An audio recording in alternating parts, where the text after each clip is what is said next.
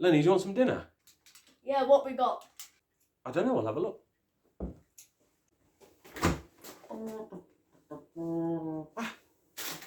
How about a pizza?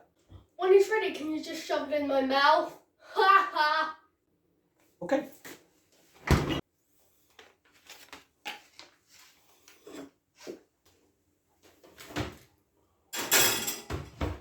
Hydrate level 4, please.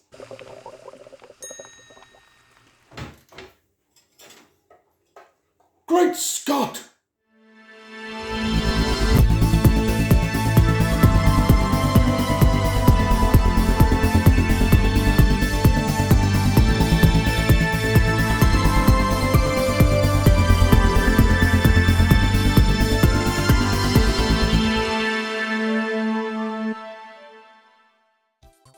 I love everything about Back to the Future. I have the films, the music, the books, the cars. I once drove a DeLorean and even met Christopher Lloyd.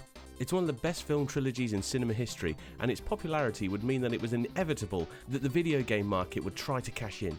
Games were released for the Commodore 64, the Amstrad, the ZX, and the NES. Even 25 years later, platforms of the time saw the name reappear. But in this video, I'm going to be taking a look at two very different games that bear the same name. So let's get to it. Back to the Future 2 for the Sega Master System. As you can see, this cartridge looks like it's been crashed into the back of a manure truck.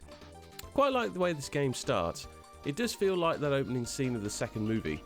And look at this, starring you as Marty McFly. You play as Marty throughout, and the first level sees you hoverboarding through the streets of Hill Valley in 2015. But boy, is it frustrating. Every hit takes you down and sends you back to the beginning. You're dodging cars, trash robots, kids, manholes, and old Biff. If you go onto the pavement or the sidewalk, it drains your energy. Not once have I ever gotten through this level under my own steam.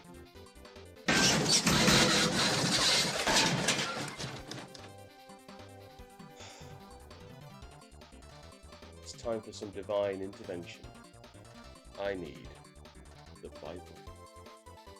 This book is a godsend. It's got Mega Drive cheats, Mega CD cheats, and exactly what I need, Master System cheats. But whoever wrote this book was playing a cruel trick on us. Press pause and then up and down. The next level now appears before your very... ice.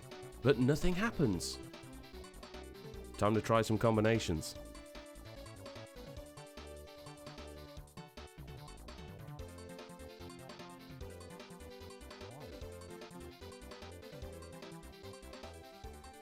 Finally, the magic combo.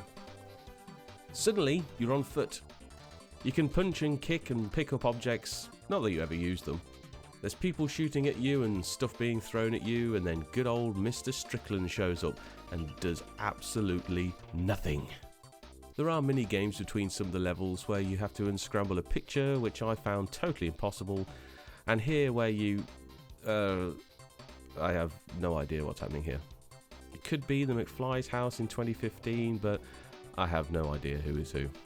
At least they tried to change things up a bit.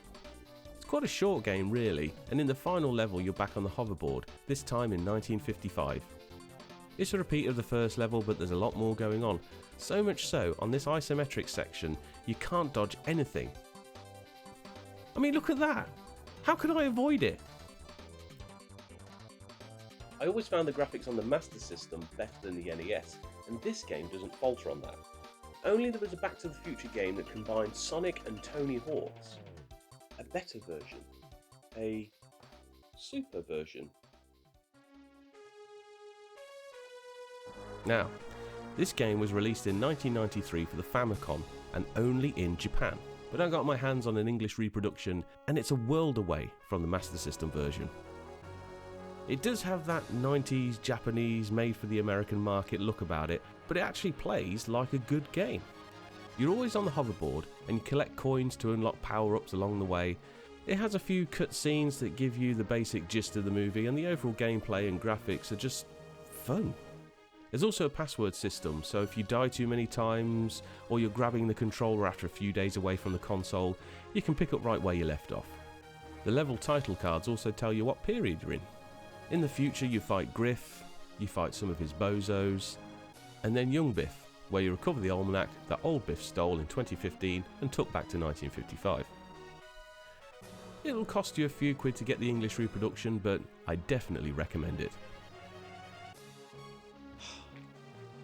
Just imagine having an almanac, having all your wildest dreams come true.